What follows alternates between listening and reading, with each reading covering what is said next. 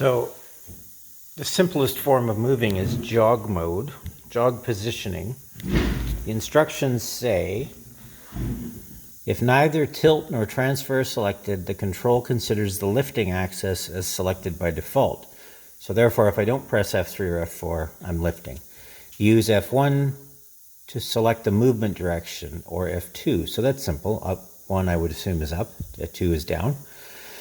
2, press the key F1 to move the axis towards the increasing quotas. If you have selected to change the spindle shaft tilt or decreasing, if changing the spindle shaft lifting or the transfer axis of the hood fence. That is really something. Press the key F1 to move the axis towards the increasing quotas.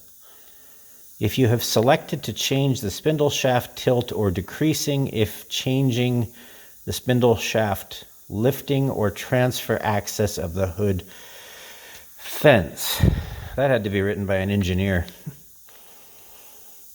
I'll have to sit and ponder that sentence and try to figure out what it means. F2, to move the axis towards the decreasing quotas, if you, so F1, the number gets bigger. F2, the number gets smaller, I assume. So, with all that in mind,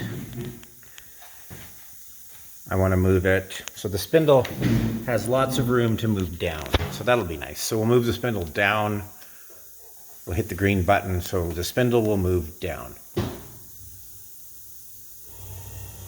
Okay, the spindle's moving up. That's good. So we want to go down.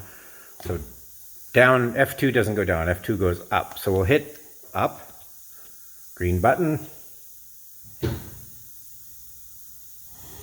Spindle goes up. So F2 goes up and F2 go, but the counter went down.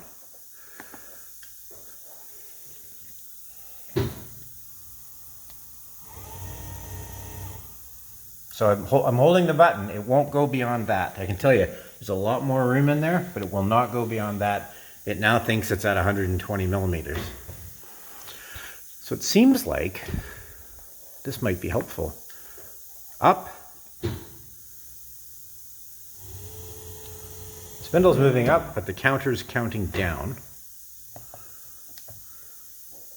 Down. The counter's counting up, the spindle's moving down. So there's something, maybe there's a wire attached to the motor the wrong way. This seems like a breakthrough. I'll save this.